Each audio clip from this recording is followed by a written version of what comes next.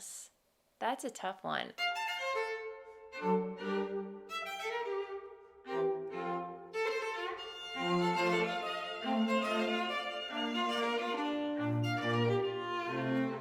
Well, hello there, and welcome to my little corner of the interwebs. I'm so happy you're here. Yes, this is a YouTube channel where I generally sit down with you every week and share what I've been knitting on, what I've been quilting on. I'm all over the map when it comes to crafts. I dive down lots of crafty rabbit holes, and that is what this channel is dedicated towards, sharing what I've been up to every week. However, I have been working on a secret project that I could not discuss until it was done. And because I've been working on this secret project, I didn't have anything else to talk about. So typically when that happens, I like to buffer the channel with a tutorial video or tips and tricks videos. And I did sit down to record said tutorial yesterday. I had everything set up. I had 2 cameras going. I filmed the entire thing. And then when I sat down to edit, I was going through all of my footage and my descriptions were like nothing was adding up the way I wanted it to. It wouldn't have made for a good tutorial. So I decided to pan it. And instead, I took to Instagram, I took to the YouTube community tab and announced that I was going to be doing an Ask Me Anything episode instead. So here we are. Thank you so much to everybody who left questions. There were so many of them. I was so surprised. It was pretty late when I put that out there. So thank you so much to everybody for leaving me your questions so late, so last minute. They were so fun to read through. There were so many. I'm going to aim to answer at least 10 because it is 3 o'clock in the afternoon here, and I do have to get to dyeing some yarn. So I'm going to answer some questions from Instagram, and I'm going to answer some questions from YouTube. So if that is your jam, you know what I'm going to say, gather around and grab a cup of something because we're gonna answer some questions today. But first, let's talk about this secret project that I've been working on. And this was actually a Mother's Day project that I cast on last week. So that said, happy Mother's Day to everybody who celebrated. I hope you had a really wonderful day and got to spend a lot of time with your moms. And I'm actually getting together with my in-laws this coming weekend for my father-in-law's birthday, for my brother-in-law's birthday, Mother's Day. We're going to be celebrating a whole bunch of things this weekend. So I am going to be able to gift this gift to my mother-in-law at the party. And by the time this airs, she will have already received it. Carol, hello. But yes, over the course of the past week, I managed to knit my mother-in-law a pair of socks. They're done. Look, guys. It has been so long since I've knit a whole pair of socks. I mean, again, as I stated in a previous episode, lately I've been really good at casting on socks, but completing socks, it's a bit of a challenge. But I dyed this colorway up a couple weeks ago. This is my Enjoy the Silence colorway on my Footsie base, which is a BFL/nylon blend. And yeah, I was just staring at the skein and, you know, I knew Mother's Day was coming up. And the last time I saw my mother-in-law, she was actually wearing a pair of socks that I had knit her. And I was like, you know what? I think it's time. I think it's time for me to knit her another pair of socks. And this colorway just screamed Carol. So Carol, I hope you love these socks and I hope they fit and you wear them well. And yeah, thank you for being such a truly wonderful and amazing mother-in-law. I couldn't have asked for a better one. So anyway, yeah, they are going to be blocked later on today, but they are on my Bryson sock blockers. These are the largest sock blockers that I own, but as you can see, these socks are just a little loosey-goosey on them. Carol, I hope they fit. So anyway, yeah, I'm gonna roll with it, see how they do. But yeah, I did a 1x1 twisted rib. I did a fish lips kiss heel and a simple grafted toe. And yeah, these turned out absolutely, I mean, I'm really pleased with the way they turned out. And yeah, easily one of my favorite colorways. It's been a while since I've dyed Enjoy the Silence, aptly named after Depeche Mode. It's always fun to revisit older colorways that I used to dye quite a lot. So anyway, yeah, pair of socks. That came out of nowhere. Whew, okay, let's pull some questions from the YouTube community tab, shall we? So I'm going to just run through these, and if I don't answer your question today, I've probably already answered it in a previous AMA. I'll link to a playlist of all my previous Ask Me Anything episodes if you want to check those out, or I will answer it in another AMA. But yeah, let's get started. Queen's Yarn Boutique. Hi, Rochelle. She says, I've been enjoying your content for several years. How do you keep your motivation to keep recording and posting videos? Hi, Bella. Bella says hello, and thank you for your question. Yeah, well, first of all, thank you so much for enjoying my channel over the years. Yeah, and in case you're not familiar, I've been doing this for quite some time. Like, I want to say over 10 years. I've lost count of how many years I've been podcasting and doing YouTube. It's been a while. So, if you want to keep scrolling, the list keeps going. It goes back there to, I think I had bangs when I first started doing YouTube. Anyway. But how do I keep motivation? Well, first of all, just getting to chat with you every week. I mean, it's really fun. Like, I truly enjoy getting to sit down with you guys every week, chatting, sharing, what I've been working on with you and hearing from you in the comments below. And yeah, I enjoy making videos. Like, I can geek out over video gear and editing. It's so fun to produce a quick short video. If you want to count like 45 minutes as a quick short video. I did study film and video in college, and I did go on to become a professional video editor, but then I fell into yarn dyeing. So I'm just so happy that I get to continue doing what I love to do, even though I'm dyeing yarn now. I love doing both yarn dyeing and video editing. So it's the best of both worlds. And it's almost like keeping a journal, because I will admit, try as I might, I try so hard to keep journals. I have like a billion of them. I always start writing in journals, and then I fall off the wagon. This just comes a lot easier to me, where I can just talk about what I'm making, and it's almost like I'm documenting my makes over the course of time. So it kind of works as a creative journal for me, if that makes any sense. So yeah, it's just something. It's a ritual. I'm definitely a creature of habit. I love having this to come to every week, and it's just a nice creative outlet for me. So yeah, I think that is what keeps me motivated. So thank you so much again for that wonderful question, Rochelle. Nancy asks, I've never dyed yarn, but I want to begin a yarn dyeing business. What are some very practical first moves? Excellent question, Nancy. When I first started, I started out in my kitchen. It was a super tiny kitchen with a super tiny stove. And I did start out with food coloring and basic vinegar. That's all you really need to get started. You need your dyes and an acid and water and a heat source and, a pot and a spoon, or whatever tools you would like to play around with for dyeing yarn. But yes, I would definitely recommend starting small, simple, and manageable. So if you want to start with food coloring and white vinegar, go for it. If you enjoy that and want to graduate to acid dyes, by all means go for it. But again, I would recommend starting out small. Don't go buying like a whole bunch of dyes.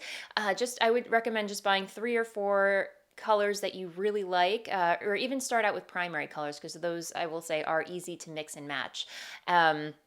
And get yourself some citric acid. I will try to leave some resources down below for where you can get some of these materials. So I would say that is a good place to start. And please do not forget to, if you're working with acid dyes, do not forget to wear a respirator to protect your lungs from any vapors and dust particles from the acid, from the dye powders. You definitely want to take precaution. And gloves for sure. So yeah, that is a really great place to get started. Again, small and manageable. When it comes to opening a shop, there's always Etsy. I started out on Etsy. They do all of the math for you. They do a lot of hand holding. I will say that. Yeah, that was a very quick, pithy way of explaining how to get into yarn dyeing. There are so many tutorials online. I think I even did one a while back. I'll try and link to it. But, on Craftsy, they have a lot of great yarn dyeing tutorials as well. I know Felicia Lowe of Sweet Georgia has a book out. I own it, and, really, really helpful information in there. So I hope that helps and answers your question. I'm probably going to butcher your username, but Gutzel, it's a U with an umlaut, it says, hi there, I love your videos so much. Thank you. And so glad that you will make a Q&A. I'm a crocheter and advanced beginner knitter. I always find that knitting is more slower than crochet for me. I was wondering if you have any tips for that, and when And when I mean slower, I can crochet a full adult sweater in 5 days, but when knitting, it might take 2 or 3 weeks if I don't have much time. Is that normal? Thank you so much. Ah, yes, yes. Knitting can be a slow process. It can take me over a month to finish a sweater. But that's the beauty of it, that unless you're knitting a gift for somebody and you don't have a deadline, I think it's important just to take things slowly, enjoy the process. But it's not always like that. I get where you're coming from if you want to an instant gratification knit, or just power through to get the finished object. We all have projects like that for sure. I actually did a video a while back, a tutorial on how to knit faster, some tips and tricks to speed up your knitting, if you would like to explore that. So I will link to that in the doobly-doo up here. But yes, this is completely normal. It can be very slow. There are lots of fast knitters. There are very slow knitters. Everyone's mileage varies. So, I just say don't pressure yourself. Take your time and enjoy the ride. Enjoy the ride and, just go with the flow.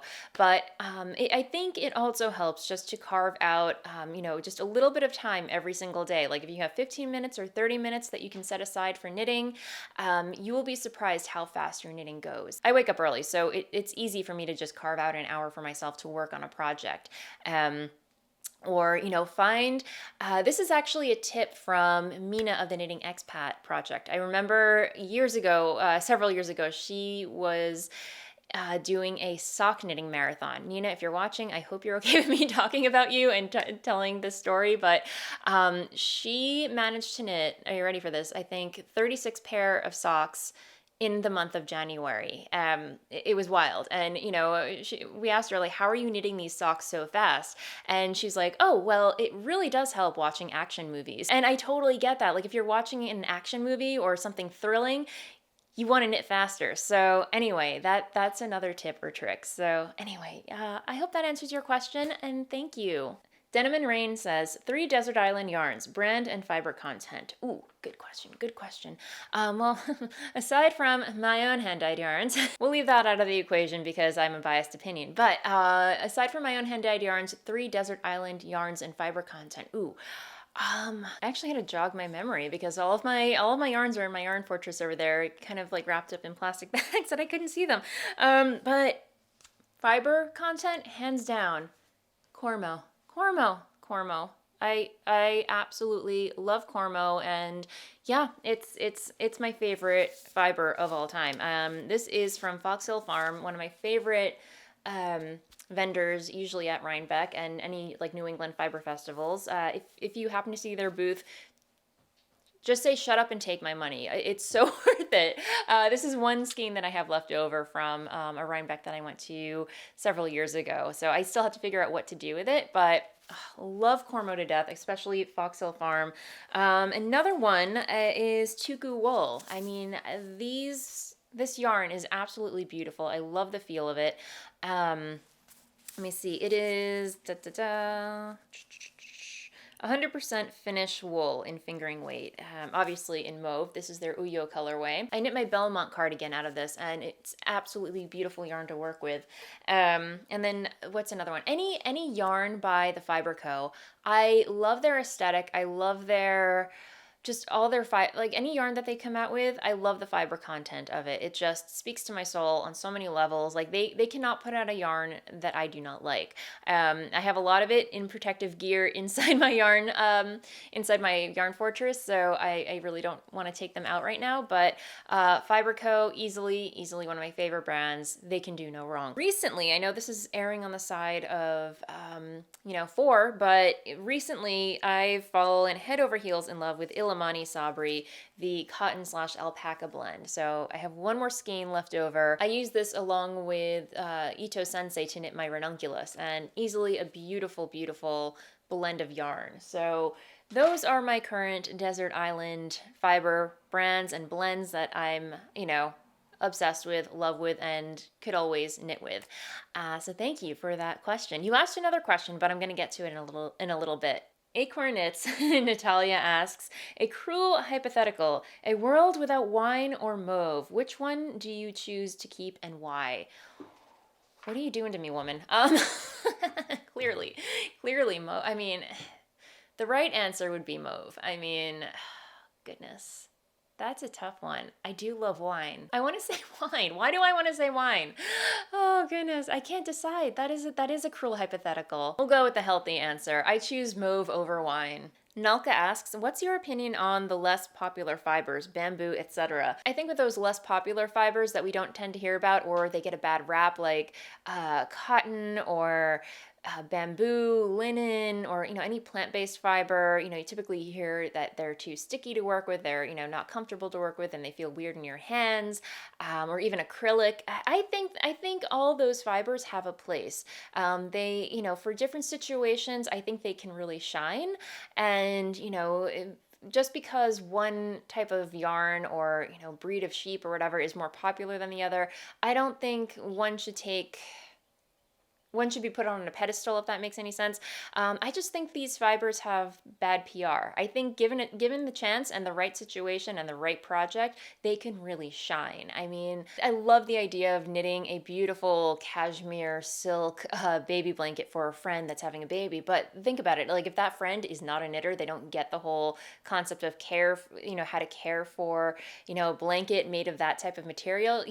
Like they're just going to be in a bind one day and chuck it in the wash, and it's going to be completely ruined. So yeah, like cotton and acrylic definitely has a place for that, and you can make beautiful things with it. I think it also comes down to using the right tools. Bamboo with mohair is never really a good mix. So switching up your tools to something like acrylic or even metal would be a better option. So tweaking your tools and choosing the right projects for certain fiber blends or fibers can really make all the difference. So that's my take on it. Jana says, you have to live somewhere else for the summer and soak up that destination's knitting tradition and yarny goodness.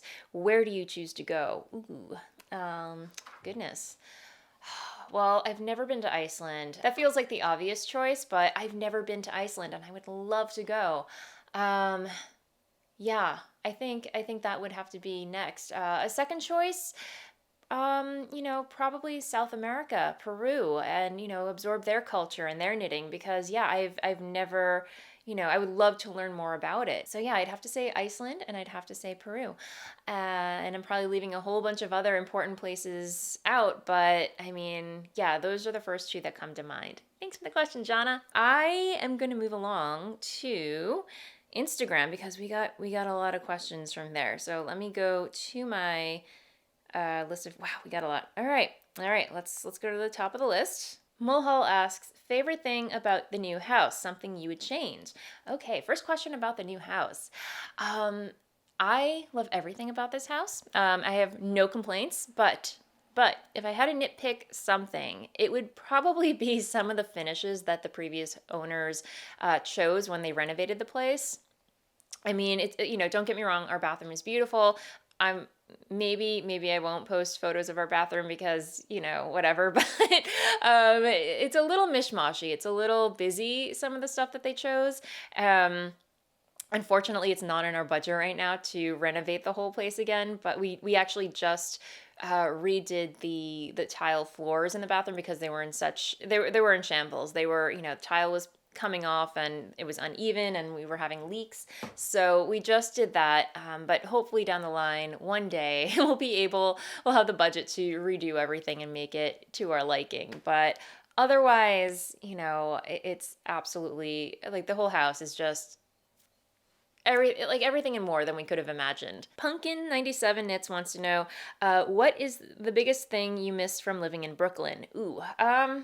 Well, the fact that I was born and raised in Brooklyn, I mean, that was a little bitter pill to swallow. I never thought there would come a day where I'd say, yeah, I want to leave Brooklyn, but that day came, and we left. And I have to say, the one thing that I do miss is the convenience of things, like just being able to walk to a grocery store or just hopping on a train and going, a couple blocks over. That I definitely miss. I have to say, the pace of things, the griminess, the grittiness, the busyness, like the constant energy that it just does not sleep.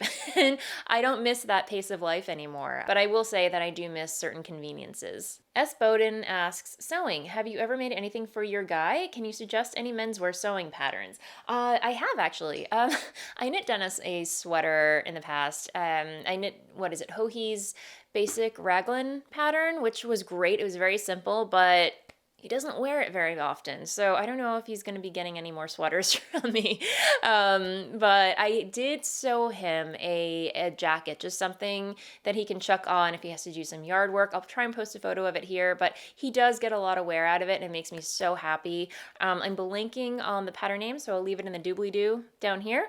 But yeah, it was a labor of love, especially because I was using Sherpa as the lining. That was no picnic to sew, I'm not gonna lie. And I did wrestle with certain aspects of it, but it came together really nicely. And I did sew him a Peaky Blinders hat at one point because we were obsessed with that show. And I'm blanking on the pattern name. Again, I'll leave it in the down bar so you can check it out. But that was also a labor of love, not gonna lie. I've never made a hat before, but yeah, that came together relatively quickly, and I learned a lot. So yeah, those I believe are the only things that I've made for my husband, with the exception of the odd hey Katie, with the exception of the odd pair of socks and hat. I may have knit him mittens in the past. I don't remember, but anyway, thank you for that question. Rain or Yarn wants to know, new maison tour. I promise you guys, a tour of the house is coming. We are still getting our ducks in a row, still decorating. Right now it's still not together, and I don't know. I'm not ready to do the tour just quite yet. But I promise, once things are totally settled, I'll give you guys a tour. I promise. So Beautiful for Kids asks, how long did it take to grow your business to become a full income for you? Great question.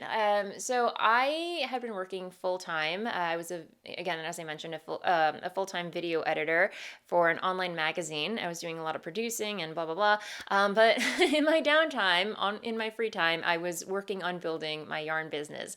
It started out as something that I did for fun. I was interested in it, fell in love with the process, and then randomly put it on Etsy and realized that, there was a demand for it. People liked the yarns that I was putting out. So I started doing it more and more and realized that my business was growing. Once I started gaining that momentum, I realized that this is something that I could potentially do as something full time. So I didn't quit my job immediately, but I realized, we'll see how it goes over a year. If I start to match my income at my current full-time job, then, and I've saved up enough money, then we can start looking into, giving my 2 weeks notice and all that stuff. So that was the plan. I would have to say that it took me about a year and a half to really, to get to that point where I'm like, okay, I can give my 2 weeks notice and go full-time with yarn dyeing. So again, it's going to differ for everybody, but I do not recommend just, quitting your job once you start realizing you're getting traction. You definitely want to take it through its paces, make sure it's a steady thing. You don't want to jump ship and realize, oh, well, I actually don't see myself dyeing yarn full time, or, anyway, yeah, you definitely want to take things slow, see how things go, and, then reevaluate at a later date and then make a decision. So I hope that answers your question. It feels, if the temptation to quit is always there, I'm not going to lie, but, persevere, stick with it, and, check your numbers, make sure that they're increasing and growing to a level that works for you. So I hope that makes sense. Oaxaca Knits asks, are you actually a redhead? Interesting. No, I'm not. I'm not a redhead. I am actually a mousy brown. I don't know. I definitely went through like a punk phase where I bleached my hair blonde. I was a redhead for a little bit. But yeah, then I dyed it black, and now I'm trying to get it back to brown. So right now it's probably like 3 different shades of brown because of outgrowth and old dye at the ends, but we're going for dark brown here. So, but no, I'm not a redhead. Half Calf Crochet wants to know what my favorite movie is. Ooh, I have a lot of good favorite movies. I mean, oh, goodness, let me see. Anything by Wes Anderson. I absolutely love Wes Anderson movies. Royal Tenenbaums, easily one of my favorite. For the longest time, what was it? Michel Gondry was one of my favorite directors. So Eternal Sunshine of the Spotless Mind was a good one. Right now, I would say Jane Eyre, the 1990, what was it, 1994, 1997? It was actually the 2011 version with Mia Wasikova and Michael Fassbender. Such a good movie, guys. I could watch this movie over and over again and I would never get sick of it. That is my favorite movie. What else? I saw something else recently. Portrait of a Lady on Fire, one of my new recent favorites. Obviously, Pride and Prejudice, the one with Keira Knightley, and I'm blanking on the other actor's name, but yeah, those movies I absolutely love. Oh gosh, there's so many. Yeah. I would say the movie that really made me want to get into filmmaking was Clerks by Kevin Smith. Yeah, just the rawness of that movie and, the low budgetness of that movie, the fact that it was all in black and white and he used all his friends, it just seemed like such a fun process. It made me think that it was possible to make things like that and, it just seemed so cool. So that was the movie that made me want to do it. And then, it's just kind of like a domino effect of falling in love with all these other movies, especially, anything Alfred Hitchcock. Notorious was easily one of my favorites. The Cabinet of Dr. Caligari, silent era film, so brilliant. Absolutely love it. I guess it's a horror film, I guess you could call it, but German expressionism. It was a brilliant film. But yes, that probably did not answer your question, but just to give you a general idea of what I'm into film-wise. Mrs. Jen Barr wants to know, do you wear any of your hand-sewn clothes anymore? Guilty as charged, I do not. I think I have maybe one or two summer dresses that I still wear, but honestly, this is why I stopped sewing. I don't know what it is. There's always like something wrong with the fit, or it's a style that I just don't like, I don't gravitate towards. Like in hindsight, it seemed like a great idea. It seemed like my style, but when all was said and done, when I finished the garment, I would wear it like once or twice and it just didn't feel like me, So I just stopped sewing garments for myself. That's not to say that I'll never sew anything for myself again, but there hasn't really been any patterns that I'm gravitating towards or, like actually sitting there and thinking about, okay, am I actually going to wear that? Is it something that I'm going to be able to, size for myself or that will fit me properly, because I just don't have the desire to put in the time or energy to making muslins and or toiles to ensure fit. I'd rather just like, again, this is why I do not swatch for all my knitting projects. It's just not what I'm into. So unfortunately, the answer is no. Estelle Demoz, I hope I pronounced your name right, wants to know what my favorite candy is. I don't have a sweet tooth, believe it or not. I do not like sweets. I have a savory tooth, savory tongue. I don't know what you call it, but I like salty snacks, nothing sweet. Although I will say dark chocolate. Dark chocolate, does that count? I do love myself some dark chocolate. But yeah, sweets in general, I have no taste for them. I don't like it. Katie Bruder wants to know, how do you get the little sharp points on the lapasacaya? If you're not familiar, the lapasacaya is a English paper piece pattern. It forms like a medallion, and it has all these little tiny bits and pieces that you sew together. And one of them has little star, a little star motif. So lots of points and angles. I will say you never sew the actual points. You just sew along the edge and let the points go. Don't go around the angle, just, sew one straight edge, tie it off, and sew the other straight edge and tie it off. Just don't sew around or on to the little tippy tip points, because you'll never get it. You'll never get it, and you don't have to. But yes, I hope that answers your question. That's just how I've been doing it. All right, my friends, last question. I'm losing my voice, and I have yarn dying awaits. But Zylona Natka asks, what's an unpopular opinion that you have about knitting? Ooh, I don't believe in swatching. I know. Swatching has its place, but for me, the swatch has always lied. So I just don't swatch. I just don't want to do it. I want to get right to the knitting. But again, your mileage may vary. If swatching works for you, by all means, go for it. Or you want to get it to fit well in certain areas, I highly recommend swatching. It has its place for that. But for me personally, I just don't do it. I don't go there. So that is my unpopular opinion about knitting. All right, my friends, thank you so very much for all of your questions. I had so much fun knitting. I had so much fun answering them. And again, I apologize if I didn't get to yours. I hope to do one of these again in the near future. But yes, if you are new here, welcome to my little corner of the interwebs. If you haven't already, feel free to like and subscribe down below. I'm putting out videos for your viewing pleasure every week. And if you would like to support this channel, consider becoming a member. Just click the join button down below this video, and for a monthly fancy schmancy cup of coffee, you can enjoy some bonus content from yours truly. Every week I put out the Monday Waffle, a bonus vlog where I chat about my creative process, what I got up to over the weekend, you know, and just random, I call it the Monday Waffle, where I just waffle on about whatever happens to be on my mind creatively. So there's that. And then I just announced our private Facebook group where we are doing giveaways and knit-alongs. We currently have a Granny Square make-along happening. So you can crochet, you can knit, you can sew, whatever your craft is, you're welcome to join, as long as we're making squares, like that resemble granny squares, if that makes any sense. So feel free to get creative. It's very casual and a lot of fun, but it's a really, I'm trying to keep things small and intimate over there and just manageable for myself. So that's why I've made it private. But it's a really fun community that we're growing, and yeah, I'm just so excited for it. And thank you to everyone who has joined. I've so enjoyed engaging with you guys over there and the like. So yes, that said, have an amazing weekend. Happy knitting, happy making, happy sewing, and I will see you next time.